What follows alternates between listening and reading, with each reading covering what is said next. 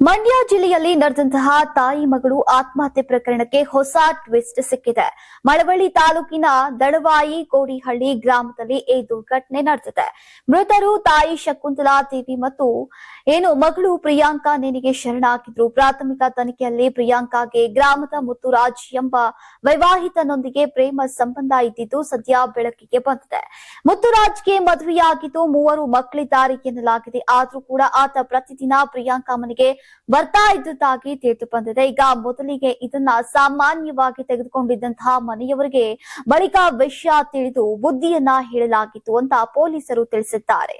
ಈ ನಡುವೆ ಫೆಬ್ರವರಿ 6ರಂದು ಮುತ್ತುರಾಜ್ ವಿಷ ಸೇವಿಸಿ ಆತ್ಮಹತ್ಯೆಗೆ ಯತ್ನಿಸಿದ್ದಾನೆ. ಅವನನ್ನ ಆಸ್ಪತ್ರೆಗೆ ದಾಖಲಿಸಲಾಗಿದ್ದು ಸದ್ಯ ಚಿಕಿತ್ಸೆಯನ್ನ ಪಡಿತಾ ಇದ್ದಾನೆ. ಇದರ ಬಳಿಕ ಪ್ರಿಯಾಂಕಾ ಮನೆಯಲ್ಲೂ ಕೂಡ ಗಲಾಟೆ ನಡೆದುದಾಗಿ ಮಾಹಿತಿ ಇದೆ. ಪ್ರಿಯಾಂಕಾಗೆ ಬೇರೆ ಯುವಕನೊಂದಿಗೆ ಮದುವೆ ಮಾತುಕತೆ ನಡೆದಿದ್ದು ಸಾವಿನ ದಿನವೇ ಹುಡುಗನ ಮನೆಗೆ ಹೋಗುವ ಕಾರ್ಯಕ್ರಮ ಇತ್ತು ಎನ್ನಲಾಗಿದೆ.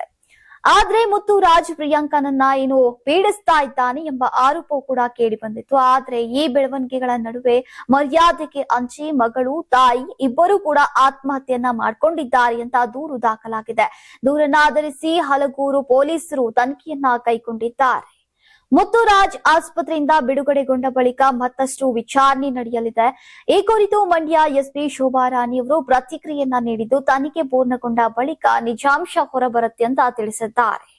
ಪ್ರಕರಣದ ಕುರಿತು ಹೆಚ್ಚಿನ ಮಾಹಿತಿ ತನಿಖೆ ನಂತರವೇ ಸ್ಪಷ್ಟವಾಗಲಿದೆ.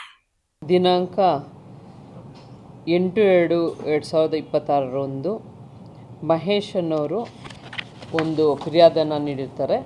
ಇದರಲ್ಲಿ ಏನಪ್ಪಾ ಅಂದರೆ ಅವರ ಹೆಂಡತಿ ಶಕುಂತಲಾ 37 ವರ್ಷ ಮತ್ತು ಪ್ರಿಯಾ ಅವರ ಮಗಳು ಅವರಿಬ್ಬರು ಅವರ ಮನೆಯಲ್ಲಿ ತೊಲೆಗೆ ಹಗ್ಗ ಹಾಕಿ ಅಲ್ಲಿ ನೇಣು ಹಾಕ್ಕೊಂಡು ಮೃತಪಟ್ಟಿರ್ತಾರೆ ಅಂತ ಒಂದು ಫಿರ್ಯಾದನ್ನು ನೀಡ್ತಾರೆ. ಇದನ್ನು ಸಂಬಂಧಪಟ್ಟಂತೆ ಅವರು ಮುತ್ತುರಾಜ್ ಅವ್ರ ಮೇಲೆ ಅಲಿಗೇಷನ್ ಮಾಡಿರ್ತಾರೆ. ಮುತ್ತುರಾಜ್ ಅನ್ನೋರು ಅವ್ರಿಗೆ ಲವ್ ಮಾಡಂತ ಹೇಳ್ಬಿಟ್ಟು ಅವ್ರಿಗೆ ಪೀಡಿಸಿರ್ತಾರೆ ಅವರ ಅಕ್ಕಪಕ್ಕದ ಮನೆಯಲ್ಲಿ ಮಗಳಿಗೆ.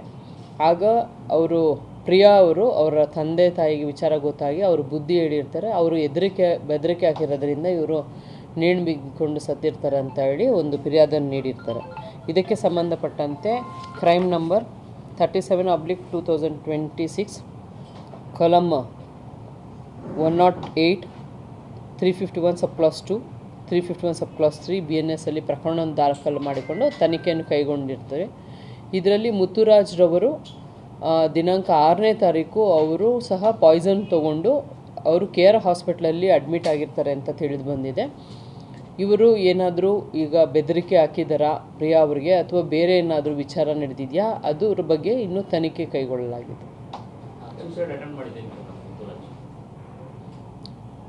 ಅವರು ಅದೇ ಸೂಸೈಡ್ ಯಾಕೆ ಅಟೆಂಪ್ಟ್ ಮಾಡಿದ್ದಾರೆ, ಅವರು ಕೆಲವರು ಹೇಳಿದ್ದಾರೆ ಅವರು ಸಾಲ ಮಾಡಿದ್ದಾರೆ ಅಂತ, ಕೆಲವರು ಈ ಹುಡುಗಿ ವಿಚಾರದಲ್ಲೇ ಸೂಸೈಡ್ ಅಟೆಂಪ್ಟ್ ಮಾಡಿದ್ದಾರೆ ಅಂತಾರೆ.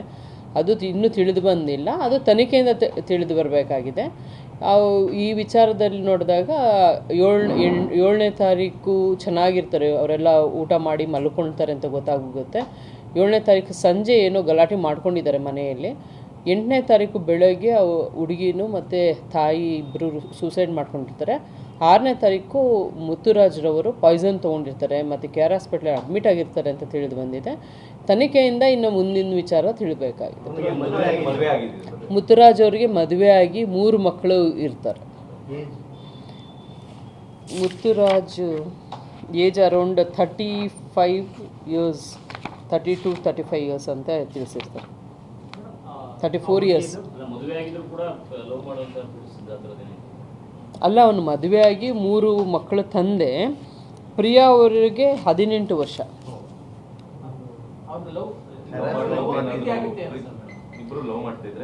ಅಲ್ಲ, ಈಗ ಇವರು ಕೊಟ್ಟಿರೋ ಫಿರ್ಯಾದ ಪ್ರಕಾರ, ಅವರ ತಂದೆ ಕೊಟ್ಟಿರೋ ಫಿರ್ಯಾದ ಪ್ರಕಾರ ಅವರು ಪ್ರೀತಿ ಮಾಡು ಅಂತ ಹೇಳಿ ಫೋರ್ಸ್ ಮಾಡಿದ್ದ ಅಂತ ತಿಳಿದು ಬಂದಿದೆ. ಈಗ ಇನ್ವೆಸ್ಟಿಗೇಷನಲ್ಲಿ ಗೊತ್ತಾಗಬೇಕು ಅದೇನೋ ಅವರು ಫೋರ್ಸ್ ಮಾಡಿದಾರಾ ಅಥವಾ ಇಬ್ರಿಗೂ ಪ್ರೀತಿ ಇದ್ದು ಮನೇಲಿ ತಿಳಿದು ಬಂದಿದೆಯಾ, ಅದು ಇನ್ನೂ ಗೊತ್ತಿಲ್ಲ. ಅದನ್ನು ಈಗ ಇನ್ವೆಸ್ಟಿಗೇಷನಲ್ಲಿ ಫೈಂಡ್ ಔಟ್ ಮಾಡಬೇಕು. ಈ ಹುಡುಗಿಗೆ ಮದುವೆ ಫಿಕ್ಸ್ ಆಗಿರುತ್ತೆ. ಆ ದಿನ ಇವರು ದೊಡ್ಡ ರಸೀಕೆರೆ ಅಲ್ಲಿಗೆ ಕರ್ಕೊಂಡೋಗ್ಬೇಕಾಗಿ, ಅಂದರೆ ಹೋಗಿ ಹುಡುಗ ಮನೆ ಹತ್ರ ಮಾತುಕತೆ ಆಡಬೇಕಾಗಿರುತ್ತೆ. ಅವತ್ತೇನೆ 8ನೇ ತಾರೀಕು ಬೆಳಗ್ಗೆ. ಅದಕ್ಕಾಗಿ ಅವ್ರ ತಾಯಿ ರೆಡಿ ಸಹ ಆಗ್ತಾ ಇರ್ತಾರೆ.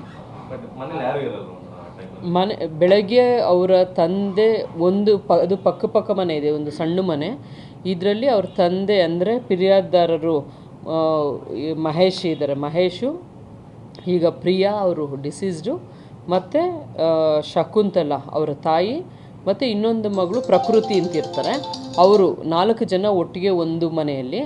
ಪಕ್ಕದ ಮನೆಯಲ್ಲಿ ಅವ್ರದ್ದು ಅಜ್ಜಿ ಇದ್ದಾರೆ, ತಾಯಿ, ಯಾರು ಫಿರ್ಯಾದಿದಾರ ತಾಯಿ, ಅವರು ಇನ್ನೊಂದು ಮನೆಯಲ್ಲಿ ಮಲ್ಕೊಂಡಿರ್ತಾರೆ. ಆ ದಿವಸ ಬೆಳಗ್ಗೆ ಏನಾಗುತ್ತೆ, ಫಿರ್ಯಾದಿದಾರರು ಮತ್ತು ಅವರ ಕೊನೆ ಮಗಳು ಪ್ರಕೃತಿ ಅವರಿಬ್ಬರೂ ಹಾಲು ಕರೀಲಿಕ್ಕೆ ಹೊರಗಡೆ ಹೋಗ್ತಾರೆ. ಹೊರಗಡೆ ಹೋದಾಗ ಅವರು ಹೇಳೋ ಪ್ರಕಾರ ಬೆಳಗ್ಗೆ ಅವ್ರ ತಾಯಿ ಆಡು ಕಟ್ಟಿಬಿಟ್ಟು ಅವರು ಸ್ಯಾರಿ ಏನೋ ಚೇಂಜ್ ಮಾಡಿಕೊಂಡ್ರು ಅಂತ ಹೇಳ್ತಾರೆ. ಸ್ಯಾರಿ ಚೇಂಜ್ ಮಾಡಿಕೊಂಡು ಇವರು ಹಾಲು ಕರಿಯೋಕ್ಕೆ ಹೋಗಿ ವಾಪಸ್ ಬರೋಷ್ಟೊತ್ತಲ್ಲಿ ಅವ್ರ ತಾಯಿ ಮತ್ತು ಪ್ರಿಯಾ ಅವರು ಸೂಸೈಡ್ ಮಾಡ್ಕೊಂಡಿದ್ರು ಅಂತ ಅವರು ತಿಳಿಸ್ತಾರೆ. ಅವರು ಇಬ್ಬರೂ ಒಟ್ಟಿಗೆ ಮಾಡ್ಕೊಂಡಿದ್ದಾರೆ. ಇಲ್ಲ ಅದು ಪೋಸ್ಟ್ಮಾರ್ಟಮ್ ರಿಪೋರ್ಟ್ ಇನ್ನೂ ಬಂದಿಲ್ಲ. ಯಾಕೆಂದರೆ ಅದು ಪೋಸ್ಟ್ಮಾರ್ಟಮ್ ರಿಪೋರ್ಟ್ ಬಂದಮೇಲೆ ಗೊತ್ತಾಗುತ್ತೆ. ಯಾಕೆಂದರೆ FSL ಕಳಿಸ್ಬೇಕು, ಅಲ್ಲಿಂದ ಏನಿದೆ ಅಂದರೆ ಆವಾಗಲೇ ಗೊತ್ತಾಗುತ್ತೆ. ವಿಸ್ರ ಎಲ್ಲ ಕಳಿಸಿರ್ತಾರೆ. ಈಗಲೇ ಅದನ್ನು ಹೇಳಲಿಕ್ಕೆ ಬರಲ್ಲ. ಏನಾದ್ರು ತೊಗೊಂಡಿದ್ದಾರೆ, ಪಾಯ್ಸನ್ ತೊಗೊಂಡು ಆಮೇಲೆ ನೇಣು ಹಾಕೊಂಡಿದ್ದಾರೆ, ಅದ್ರ ಬಗ್ಗೆ ಈಗ ಗೊತ್ತಿರೋ ಪ್ರಕಾರ ಅವರು ನೇಣು ಬಿಗಿದುಕೊಂಡು ಅವರು ಡೆತ್ ಆಗಿದೆ. ಸ್ಪಾಟಲ್ಲಿ ಕಂಡು ಬಂದಿರೋದು ಈ ಥರ.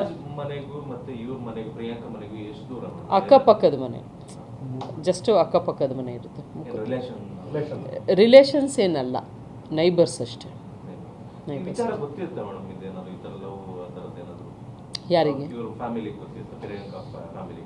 ಇವ್ರಿಗೆ ಫಸ್ಟು ಗೊತ್ತಿರಲ್ಲ. ಅವ್ರ ತಾಯಿಗೆ ವಿಚಾರ ಗೊತ್ತಾಗುತ್ತೆ. ಅದಾದ ನಂತರ ಅವತ್ತು ಹಿಂದಿನ ದಿವಸ 7ನೇ ತಾರೀಕು ಅವ್ರ ತಂದೆಗೆ ಸಹ ತಿಳಿಸಿರ್ತಾರೆ ಅಂತ ಪ್ರೇಮ FSL ಈಗ ಗೊತ್ತಾಗುತ್ತೆ. ಯಾವುದು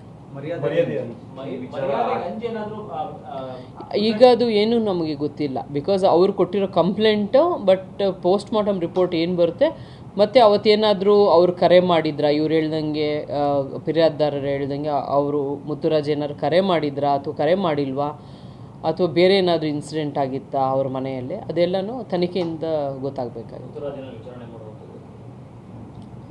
ತನಿಖೆಯಲ್ಲಿ ಎಲ್ಲ ಮಾಡ್ತೀವಿ.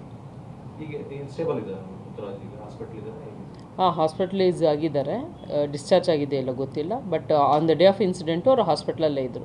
8 ಯಾರಾಗ್ತಾರೆ MLA ಅಭ್ಯರ್ಥಿ 2028 ಶೀಘ್ರದಲ್ಲೇ.